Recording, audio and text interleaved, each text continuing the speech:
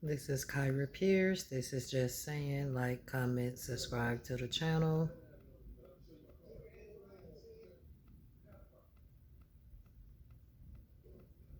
Of the tariffs on their price tags, how much more expensive their products were going to be because of the tariffs. They said that they were going to list the markup on the price tags. That's what they said they were going to do. So, of course, immediately the Trump administration responded and accused Amazon of collaborating with China, working with China, and so on, being like an enemy. So immediately they took back what they said. They said they're not going to do it. But obviously, this was just a PR stunt from the beginning, so that they can inflate the prices as much as they want, and everybody will just chalk it up to the tariffs. Most likely, Amazon is going to probably get the tariffs paid anyway by subsidies or tax cuts, quantitative easing, or what have you. So they'll just increase the prices and have you think that it's all because of the tariffs and not because of greed.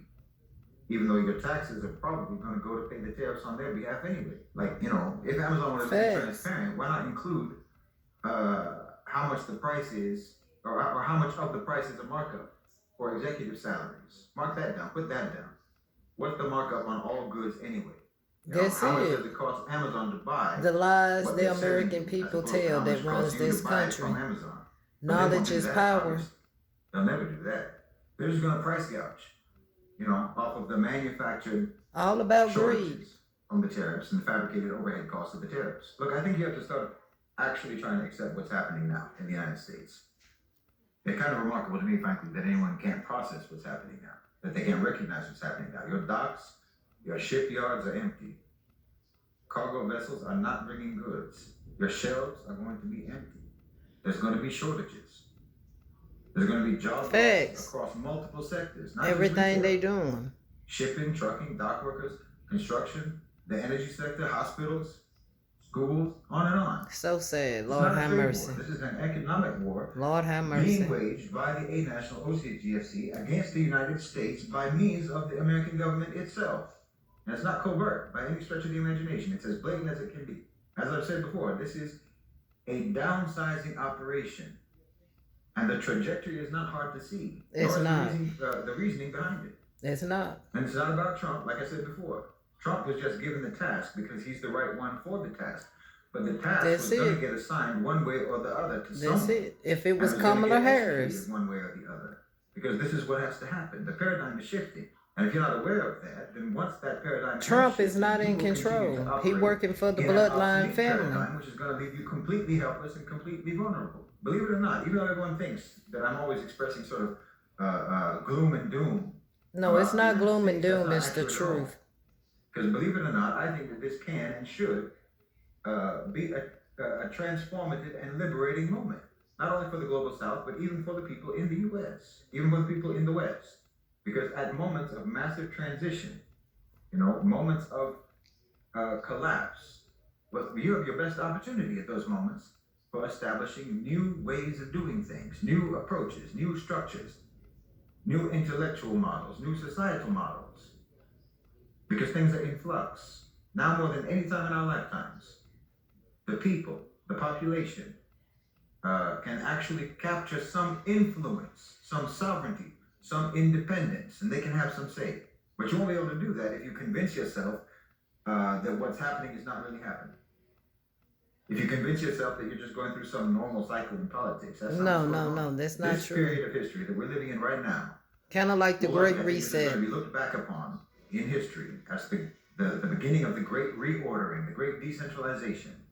The language that everyone uses now is about multipolarity or polycentrism or what have you. But that's what we're talking about. Like I said before, that's what it all means. It means decentralization. This is going to be the theme of this era. And it's going to be manifested across sectors and at multiple levels. You should anticipate this, and you should plan accordingly, and you should act accordingly. The world is decentralizing. Countries are going to be decentralizing, particularly in the West. Do you see what I mean? The same way that you talk about a multipolar world, this is going to happen on the country level as well. In terms of the cohesion and the authority of federal government, of national government. And then if you're in the U.S., if you're in America, for example, it's going to happen at the state level too. Every tier of the formal power structure is going to be decentralized to one degree or another. Or That's rather, it's it. going to be dismantled. It's going to be hollowed out. And what's going to make that deterioration and that hollowing out process, what's going to turn that into decentralization rather than just collapse, is going to be the emergence of alternative power structures, informal power structures, or private sector power structures, which is going to happen anyway. So basically, you're either going to have only corporate-led alternatives to state power, or you will have corporate-led alternatives to state power, and in addition to that, you will have people-led alternatives to state power. So you see what I mean about how this is an opportunity for truly transformative change. Now is your chance to actively participate in trying to create rules for how society is supposed to operate. I think that the United States is going to be undergoing a controlled collapse over at least the next decade or so. We're entering a decade of manufactured disorder. Tariffs, inflation, supply chain breakdowns, mass layoffs. None of this is accidental. It's the strategic culling of the middle class. That's It's the it. decoupling of state economies, and it's the delegitimization of government itself. It Except is. as enforcers. But even so-called law enforcement Just is gonna so be, evil. more and more Evil. privatized, most likely. Militarized and God put privatized. all of this The here goal for is all not of to fix the us. system. The goal is to discredit the idea of national governance entirely. And to make way for something else. That's the whole point, making way for something else. That's A it. corporate system that operates like a stateless regime, autonomous, automated, and above the law. Already you see it. You know, governments can't regulate big tech. They can't control currency flows and on and on and on. They can't even feed their own people without corporate intermediaries. So you're going to see corporations offering their own education, their own security, their own housing, you know, and even their own governance. Because the states are going to be bankrupt, financially and morally. I mean, think smart cities, 15-minute cities, and so on. You know, those gated communities. See, once private sector power has surpassed state power, then the OCGFC don't even need to rule over states anymore. They just need them out of the way. They need them to fail. They need That's so it. that then they can feel They nice. set you up to You fail. know, after about a decade or so of erosion, national institutions are going to collapse under the weight of debt, under the weight of division and dysfunction, and corporate cartels will step in, not openly, you know, not with armies. It'll be with apps, with contracts, with APIs. You know, we're talking about de facto power, not formal official power. Official power will still be duplicitously attributed to feckless government bodies, and you'll get to distract yourselves as a population with the charade of political activism, fighting over who's going to be in charge of these empty institutions.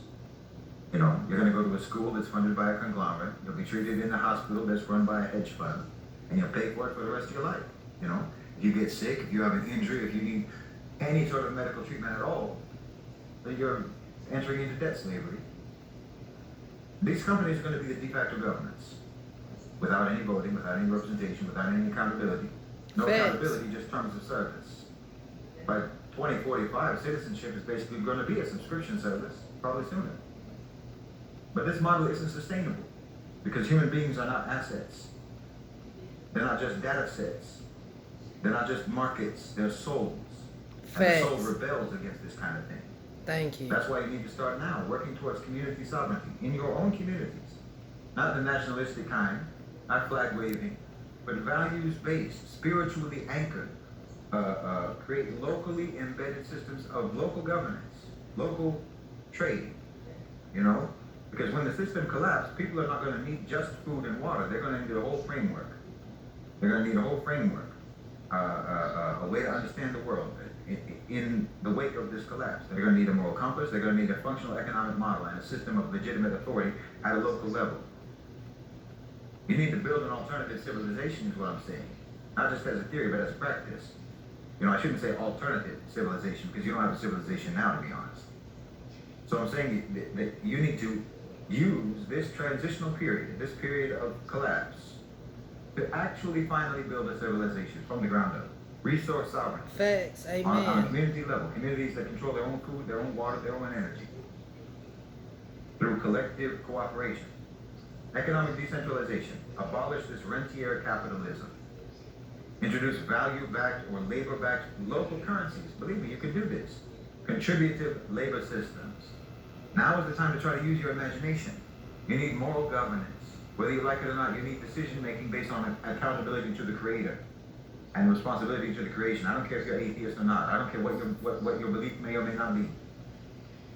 But you're not going to get anywhere by basing decision making on arbitrary, capricious, ad hoc morality. That's what you've been doing, and it's gotten you where you are now. And you need transnational solidarity, collecting like-minded communities across borders. Not so that you can form a state, but so that you can form order. You know, you need to start brainstorming new models. The OCGFC operate with transnational solidarity. They built a system of order without borders. You should too.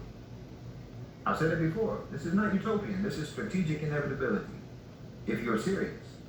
Because when the OCGFC fails to deliver dignity, and they will, when governments fail to deliver survival, which they will fail, then the world is going to turn to those who can provide meaning, and who can provide function, and can provide both of these in tandem. And if that's not going to be you, it's going to be Jeff Bezos. It's going to be Bill Gates, and Mark Zuckerberg, and Larry Fink. Please understand, you're not powerless in this situation. You don't have to just be spectators. You can be the early builders of the next era. Yeah. The OCGFC have a plan, so should we have a plan. The question isn't if the system is going to collapse. That's already underway. The question is what is going to rise in its place. So you should try to make sure that it is something that is worthy of the human soul. Obviously, the first thing that you're going to have to do is get beyond the twin lies that you've been told all your life, the twin lies that act as the major blinders to your vision in terms of being able to think about other ways of doing things. Of course, we're talking about the twin lies of democracy and capitalism. The lie that America even practices either one because it doesn't, and it never has. And in fact, nobody does, truth be told. And nobody ever has.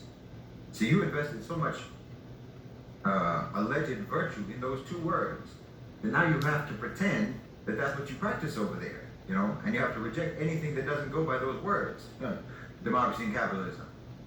But again, the fact of the matter is that the thing that those names supposedly means does not exist and never did, not in your country and not anywhere else.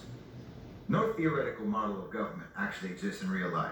There's no virtue in a theoretical form of government that doesn't exist in real life. And there's no virtue in an economic system or a theory of economic management that doesn't exist in the real world, in real life. Every government, every power structure, every state is just pragmatic. That's all. There's no fancy word for that. There's no noble sounding, decorative term for how states actually operate in the real world. It's just the necessities of power, and those necessities are determined by culture, by morality, and by the priorities of that culture, and in accordance with the prevailing morality of that culture. Facts. In other words, power is going to act however it acts because of the instincts and the value system of any given society. And in the West, in Western society, that has always meant that the priority of power is consolidation.